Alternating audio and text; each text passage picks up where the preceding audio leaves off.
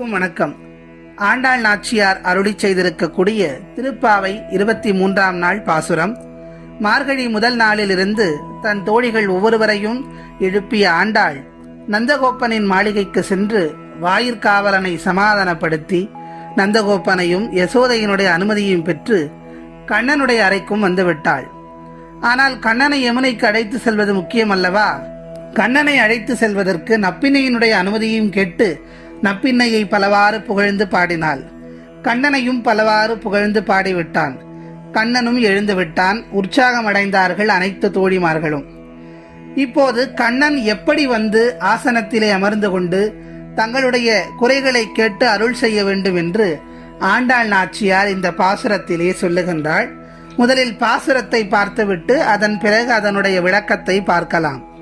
மாரிமழை முழிஞ்சில் மன்னி கிடந்துறங்கும் சீரிய சிங்கம் அறிவுற்று தீ விழித்து வேரி மயிர் பொங்க எப்பாடும் பேர்ந்து தறி மூறி நிமிர்ந்து முழங்கி புறப்பட்டு போதருமா போலேனி பூவை பூ வண்ணா உன் கோயில் நின்றிங்கனே போந்தருளி கோப்புடைய சீரிய சிங்காசனத்திருந்து யாம் வந்த காரியம் ஆராய்ந்து அருளேலோர் எம்பாவா என்பது ஆண்டாள் நாச்சியார் அருளி செய்திருக்கக்கூடிய திருப்பாவையினுடைய 23ஆம் நாள் பாசுரம்.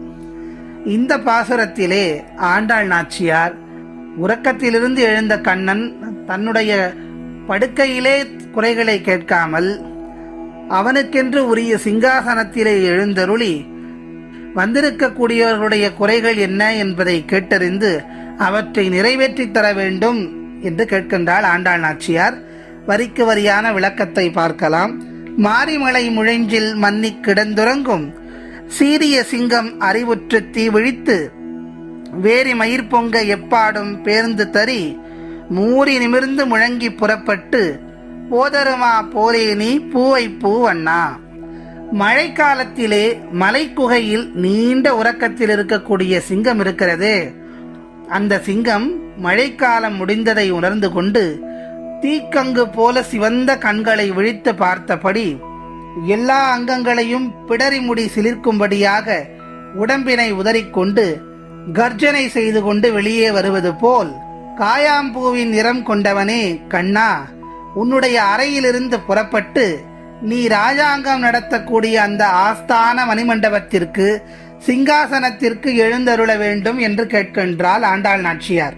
கண்ணனை சிங்கத்தோடு ஒப்பிட்டு சொல்லுகின்றாள்.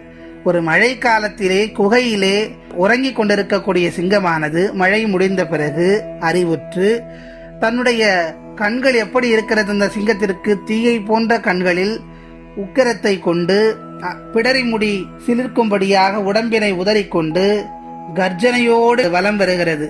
அது போன்று நீ வர வேண்டும் என்று கேட்கின்றாள் ஆண்டாள் நாச்சியார். இந்த இடத்திலே ஆண்டாள் நாச்சியார் எம்பெருமானுடைய ஒரு அவதாரத்தை நமக்கு குறிப்பிட்டு காட்டுகின்றாள். அனைத்து திருப்பாவை பாசுரங்களிலும் பல அவதாரங்களை நமக்கு சுட்டி காட்டுகின்றார். இந்த பாசுரத்தில் எம்பெருமானுடைய நரசிம்ம அவதாரத்தை பற்றி நமக்கு குறிப்பிட்டு சொல்லுகின்றாள்.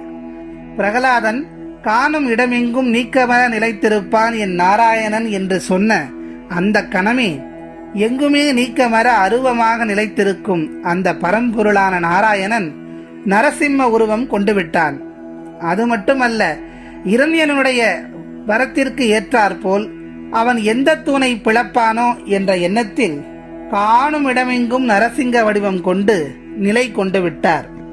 அதேபோல் கண்ணனும் நாங்கள் காணும் இடமெல்லாம் நிலை பெற்று, அதே போன்று கண்ணனும் நாங்கள் காணும் இடமெல்லாம் நிலை பெற்றிருந்து எங்களை மகிழ்விக்க வேண்டும் என்ற எண்ணத்திலே ஆண்டாள் நாச்சியார் அந்த நரசிம்ம ரூபம் போன்ற சிங்கம் எப்படி வருகிறதோ அது போன்று நீ எழுந்து வர வேண்டும் என்று கேட்கின்றாள். இந்த இடத்திலே நரசிம்ம அவதாரத்தினுடைய பெருமைகளை நமக்கு சொல்லுகின்றார். எப்படிப்பட்ட அவதாரம் அது? பிரகலாதன் இந்த தூணில் அவன் இருப்பான் என்று சொன்னதும் தூணை பிளந்து கொண்டு சிங்கத்தினுடைய முகத்தை வைத்துக் கொண்டு நரசிம்ம ரூபமாக இரண்யனை வதம் செய்து பிரகலாதனை காப்பாற்றியவன் அல்லவா அவன். அவனை இங்கே குறிப்பிட்டு காட்டுகின்றார் ஆண்டாள் நாச்சியார். அடுத்த வரிகளில் இப்போது எப்படி எழுந்தருள வேண்டும் என்று கேட்டுவிட்டார். நாங்கள் எல்லாம் எதற்காக வந்திருக்கிறோம் என்பதை நீ ஆராய வேண்டும் என்பதை அடுத்த வரிகளில் சொல்லுகின்றார். கோயில் நின்றிங்கனே போந்தருளி கோப்புடைய சீரிய சிங்காசனத்திருந்து யாம் வந்த காரியம் ஆராய்ந்து அருளேலோர் எம்பாவாய். நீ அப்படி சிங்கம் போல எழுந்து வந்து உன் சிவந்த விழிகளை காட்டி எங்களுக்கு அருள் செய்ய வேண்டும். உன் விழிகள் மலர்ந்த பூவினை போன்று இருக்கக்கூடியவை. நாங்கள் உன் தரிசனம் காண்பதற்காக வந்து நிற்கின்றோம். நீ உன் கோயிலில் இருக்கும் உன் அழகான சன்னிதானத்திலிருந்து உனக்கென்று இருக்கும் அந்த உயரிய மதிப்புமிக்க சிம்மாசனத்தில் வந்து அமர்ந்து நாங்கள் உன் முன்பாக கூடியிருக்கிறோம். எங்களை கனிவோடு நீ விசாரித்து எங்களுடைய வேண்டுதல்களை கேட்டு ஆராய்ந்து அருள் புரிய வேண்டும் என்று கேட்கின்றார் ஆண்டாள் நாச்சியார். அதைத்தான் சொல்லுகின்றார், காரியம் ஆராய்ந்து அருளேலோர் எம்பாவாய். இதுவரை தன்னுடைய திருப்பாவை பாடல்களில் கண்ணனை குழந்தையாக தெய்வமாக நினைத்து பாடிய ஆண்டாள் இந்த பாடலில் கண்ணனை நாட்டின் அரசனாக நினைத்து பாடுகிறார். கண்ணனின் கம்பீர தோற்றம் மற்றும் நடையை காட்டிற்கு ராஜாவாக இருக்கக்கூடிய சிங்கத்துடன் ஒப்பிட்டு சொல்லுகின்றார். நாங்கள் உன்னுடைய அடியார்கள், உன் மீது பக்தி கொண்டவர்கள்.